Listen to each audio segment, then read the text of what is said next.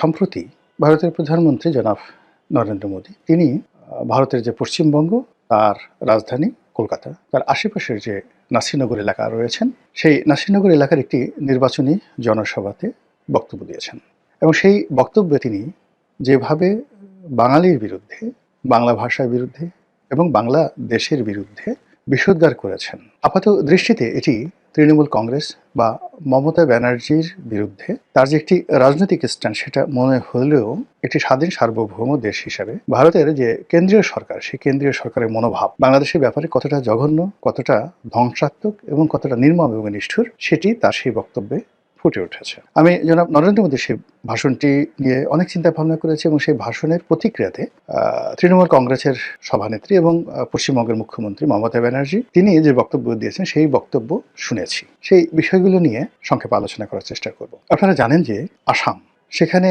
আসাম এবং ত্রিপুরা এখানে নরেন্দ্র মোদীর যে রাজনৈতিক দল বিজেপি তারা সেখানে অতীতের যে কোনো সময় আসছে ভালো করেছে, অর্থাৎ সেখানে বিজেপির শাসন চালু হয়েছে। কিন্তু স্বাধীন ভারতের রাজনীতিতে সবসময় বাংলা মানে পশ্চিমবঙ্গ খুব গুরুত্বপূর্ণ ভূমিকা পালন করেছে। পশ্চিমবঙ্গের কারণে যাকে বলা হয় পুরো রাজনীতি বারবারই উলটপালট হয়েছে, কখনো যাকে বলা হয় রাজনীতিবিদদের দ্বারা, কখনো শিল্প সাহিত্যিক কবিদের দ্বারা, কখনো ব্যবসায়ীদের দ্বারা। পশ্চিমবঙ্গ পুরো ভারতবর্ষের রাজনীতি নিয়ন্ত্রণ করেছে। একসময় ডক্টর বিধানচন্দ্র রায়, জ্যোতি বসু, এরপরে তারও আগে মাওলানা আবুল কালাম আজাদ, হুমায়ুন কবির, এরপরে সর্বশেষ যে রাষ্ট্রপতি ছিলেন প্রণব মুখার্জি, এই সমস্ত দিকপাল ছাড়াও শরৎ বসু, তারপর বাংলার বাগ আশুতোষ মুখার্জি, শ্যামাপ্রসাদ মুখার্জি, অসংখ্য লোক মানে যারা সর্বভারতীয় রাজনীতিতে এতটা দিকপাল হয়ে আছেন যে তাদের সমপর্যায়ের রাজনীতিবিদ আসলে তৈরি হয়নি। কবি, সাহিত্যিক সব ক্ষেত্রে মানে আমরা যেমন আমাদের বাংলাদেশে যেমন জাতীয় সঙ্গীত রবীন্দ্রনাথের, ভারতের জাতীয় সঙ্গীত তো রবীন্দ্রনাথের, বাড়ি কোথায়? এই কলকাতাতে। আবার তিনি বিয়ে করেছেন কোথায়? যশোরে, আমাদের এই জায়গাতে। তো ভারতের যারা রাজনীতি করেছেন প্রথম থেকে তারা বাংলাকে সবসময় ভয় পেয়েছেন, অর্থাৎ বাংলা যখন একত্র থেকেছে তার সঙ্গে সঙ্গে বিহার এবং উড়িষ্যা অটোমেটিক চলে এসেছে, আসাম এবং ত্রিপুরা সেখানে বাংলার করদ রাজ্যে পরিণত হয়েছে। তো এখন একটু ম্যাপের দিকে তাকান তো, যে বাংলাদেশের ভূখণ্ড, তার সঙ্গে পশ্চিমবঙ্গ, বিহার, তারপরে আসাম, উড়িষ্যা, এই যে অঞ্চলটি হাজার হাজার বছর ধরে একত্রে ছিল এবং এই অঞ্চলটি দিল্লির মানে এখানে যত বেশি ঐক্যবদ্ধ হয়েছে দিল্লির সিংহাসন তারা নিয়ন্ত্রণ করেছে। সেটা পালদের আমল বলেন, সেনদের আমল বলেন, শশাঙ্কের জমানা বলেন, হর্ষবর্ধনের জমানা বলেন, সব সময়টাতে, এমনকি বাংলা, বিহার, উড়িষ্যা সেই মুর্শিদ কুলি খান থেকে নবাব সিরাজউদ্দৌলা পর্যন্ত এই পুরো সময়টি বাংলা থেকে দিল্লি নিয়ন্ত্রিত হয়েছে। এমনকি ভারত ইংরেজ শাসনের যে বুনিয়াদ কোত্থেকে হয়েছে? এই বাংলা থেকে। তারাই বাংলা, বিহার, উড়িষ্যা নবাবকে পরাজিত করে এই প্রথম কলকাতাতে তাদের রাজধানী স্থাপন করেছে এবং একেবারে শেষ 1905 সন বা 11 সনের দিকে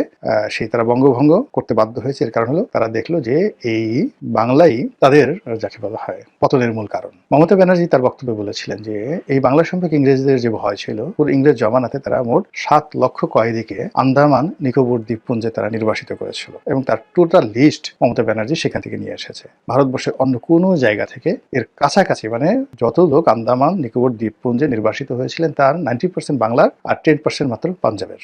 এই যে বিপ্লবী, এই বিপ্লবীদের কারণে কি হলো, ইংরেজরা বাংলাকে 2 ভাগে বিভক্ত করেছে আর তারা পাঞ্জাবকে 2 ভাগে বিভক্ত করেছে, পূর্ব পাঞ্জাব, পশ্চিম পাঞ্জাব। পাকিস্তানের যেমন একটা পাঞ্জাব আছে, আবার ভারতের একটা পাঞ্জাব আছে। ফলে এই দুটো পাঞ্জাব যখন একত্র থেকেছে তখন তারাও দিল্লিকে ডমিনেট করেছে, কিন্তু বাংলার মতো এতটা করতে পারেনি কখনো। এই জন্য সেই আকবরের জমানাতে, তার আগে সুলতানি জমানাতে, মানে সেই কুতুবউদ্দিন আইবেক থেকে শুরু করে মুঘলদের আসার পূর্ব পর্যন্ত যে জমানাটা, সেই প্রায় 400 বছর, এটিকে সুলতানি জমানা বলা হয়। এই সুলতানি জমানাতেও এই বাংলাকে মানে দিল্লির যারা প্রভু ছিলেন তারা এই বাংলাকে খণ্ড বিখণ্ড করে দিয়েছেন। কখনো তারা 12 ভূঁইয়া বানিয়েছেন, কখনো বাংলা, বিহার, উড়িষ্যা করেছেন, কখনো ঢাকা থেকে মুর্শিদাবাদে নিয়ে গেছেন, সব এলোমেলো করে দিয়েছেন। আর সর্বশেষ যেটা যাকে বলা হয় যে ইংরেজরা যেটা করেছে সেটার উপর কিন্তু ভারত আছে। এখন ভারত কিন্তু বাংলাদেশটা দখল করতে চাচ্ছে না, কেননা ভারত যদি বাংলাদেশ দখল করতে চাইতো 71 সনে কিন্তু তারা সেটা করতে পারতো উইদিন 1 মিনিট। এটা কোনো ব্যাপারই ছিল না। 16 ডিসেম্বর তারা সেটা করে নিতে পারতো, একীভূত করে নিতে পারতো। ট্রু শব্দ,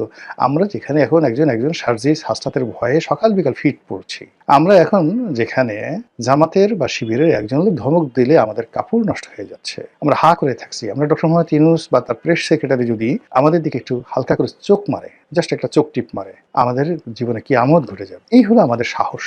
এই একই অবস্থা আমরা শেখ হাসিনার জমানাতে আমরা তাকে ভয় পেয়েছি, মইনুদ্দিন ফখরুদ্দিনকে ভয় পেয়ে আমরা রীতিমতো একেবারে টয়লেট করে দিয়েছি। তার আগে আমরা হাওয়া ভবনকে ভয় পেয়েছি, হাওয়া ভবনের আগে আমরা সেই শেখ হাসিনাকে ভয় পেয়েছি, শেখ হাসিনার আগে আমরা এরশাদকে ভয় পেয়েছি, এরশাদের আগে মানে আমরা ভয় পাইনি কাকে বলেন তো?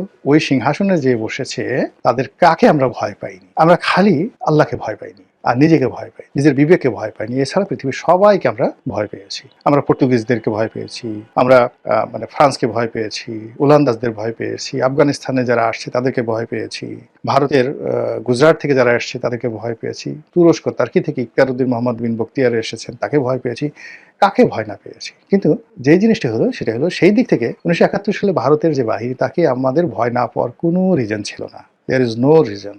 আমরা সেই 71 সনের সাথে আমাদের সাহস বাড়ার কথা না, এখন আমাদের তো অনেক সাহস এখন বেড়ে গেছে, এখন প্রযুক্তি আছে, ওটা আছে, ওটা আছে, আমরা ক্যান্টনমেন্ট মানে পুড়িয়ে দিতে চাচ্ছি, দখল করতে চাচ্ছি। এই সাহসের মধ্যে যার যার অবস্থান থেকে আমরা কিভাবে আমাদের হাত পা কাঁপছে, ঠ্যাং কাঁপছে। আমার কাছে মনে হচ্ছে যে আমাদের যারা এই মুহূর্তে যত বেশি গলা কাঁপাচ্ছে, বড় কথা বলছে, তাদের ঠ্যাং বা পা তত বেশি থরথর করে কাঁপছে। তো এই কম্পনটি কি পর্যায়ে ছিল 1971 সনে, ওটা যারা 71 সনে ছিলেন তারা বুঝতে পারবেন। আমরা গ্রামে ছিলাম, তো ওই সময়টাতে গ্রামের মানুষের যে কি পরিমাণ ভয় ছিল, আপনি এগুলো বললে হাসতে হাসতে আপনারা মরে যাবেন। অনেকে ধরুন পাট খেতে বসে পায়খানা করছে, হঠাৎ করে খবর এলো মিলিটারি আসছে। মিলিটারি আসছে এই কথা শুনে সে যে কি করতেছিল এটা ভুলে গিয়ে সে যে দৌড় দিছে, দৌড় দেওয়ার সময় না আছে গামছা, না আছে কাপড়, ক্ষেত থেকে বের হওয়ার পর বুড়ার সারা শরীরে দেখা গেল পায়খানা লেগে আছে। এইরকম ঘটনা। অথচ মিলিটারি তখন ফরিদপুর জেলাতেই আসেনি, ফরিদপুর জেলার কোথাও মিলিটারি ক্যাম্প ছিল না। আর সদরপুরে আমি যে গ্রাম, সেই গ্রামে মিলিটারির ভয়ে এই ঘটনাগুলো ঘটেছে। অনেক মহিলার কি বলবো, আল্লাহ মাফ করে থাকতো, অবত আস্তাগফিরুল্লাহ, প্রেগন্যান্ট যারা ছিলেন কি যে হয়ে গেছে আপনি বলতে পারবেন না। এই যখন বাঙালি পালাতে গেছে, ধরেন আমাদের বাড়ি থেকে পাশের বাড়ি ছিল এক রাজাকারের, মোল্লাবাড়ি। এখন আমাদের বাড়ি থেকে এই মোল্লাবাড়ি সব মহিলারা গিয়ে পালালো, 400-500 মহিলা। বলেন তো এটা কোনো বুদ্ধিমানের কাজ?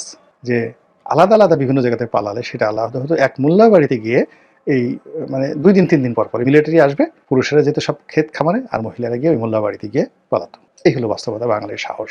তো সেই সাহসটি 71 সনে যদি এই অবস্থা থাকে আর এখন যদি এই অবস্থা থাকে, তাহলে বোঝার চেষ্টা করুন যে 71 সনে দিল্লি যদি চাইতো কি করতে পারতো, কিন্তু কেন করেনি?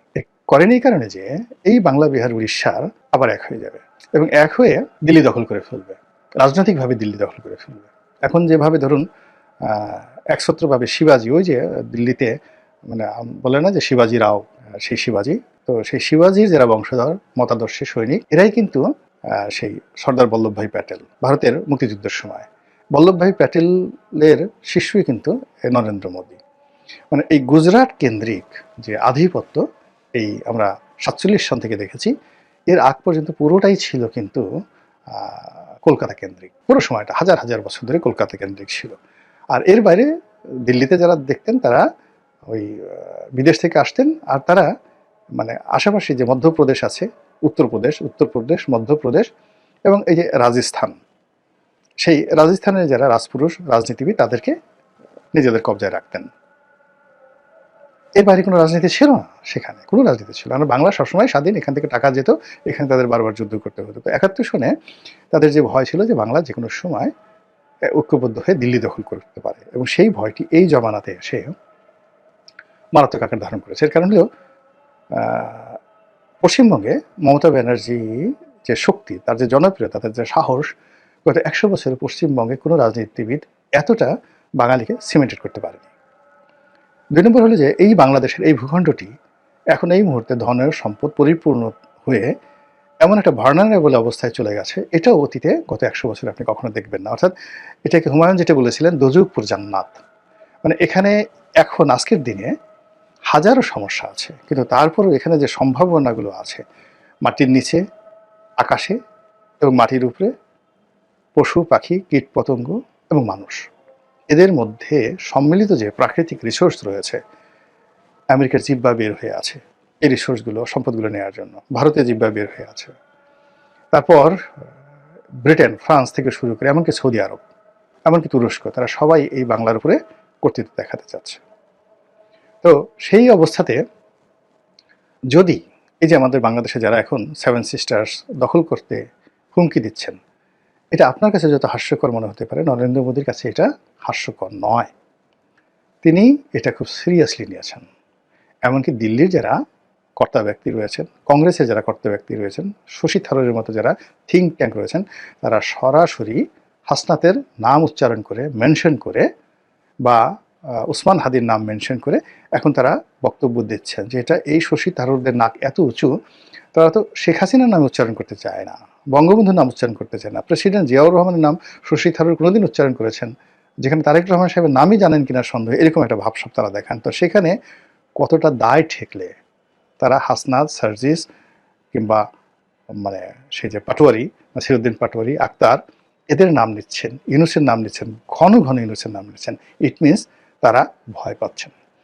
এবং সেই ভয়টাকে জয় করার জন্য বিজেপি এখন আসামের মতো, বিহার না ঠিক, আসামের মতো, ত্রিপুরার মতো তারা সেখানে মমতা ব্যানার্জিকে পরাজিত করে বিজেপির শাসন প্রতিষ্ঠা করতে চাচ্ছেন এবং লোভ দেখাচ্ছেন যে আমাদেরকে বিজয়ী করো, দিল্লিতে আমরা যেভাবে কেন্দ্রীয় শাসন চালাচ্ছি তোমাদের এখানে যদি চালাতে পারি তাহলে তোমাদের উন্নয়ন ত্রিপুরার মতো হবে, আসামের মতো হবে। দেখো গত অল্প দিনের মধ্যে সেখানে কিভাবে পাল্টে দিয়েছে এবং এখন পুরো পশ্চিমবঙ্গ রিফিউজি ক্যাম্পে পরিণত হয়েছে। বাংলাদেশ থেকে লোকজন আসছে এবং রিফিউজিরা সব কিছু নিয়ন্ত্রণ করছে এবং আগামী দিনে এই রিফিউজিরাই পশ্চিমবঙ্গ দখল করে ফেলবে। এই হলো তার বক্তব্য।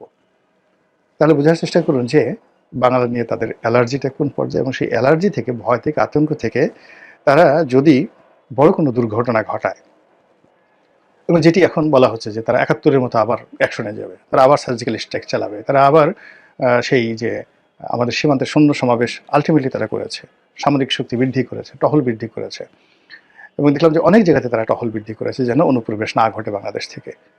তো এই জিনিসগুলো, লক্ষণগুলো কি আপনার কাছে স্বাভাবিক মনে হচ্ছে? স্বাভাবিকভাবে মনে হচ্ছে না। এমনকি মমতা ব্যানার্জি তিনি যে প্রতিক্রিয়া দেখাচ্ছেন এটাও আমার কাছে স্বাভাবিক মনে হচ্ছে না।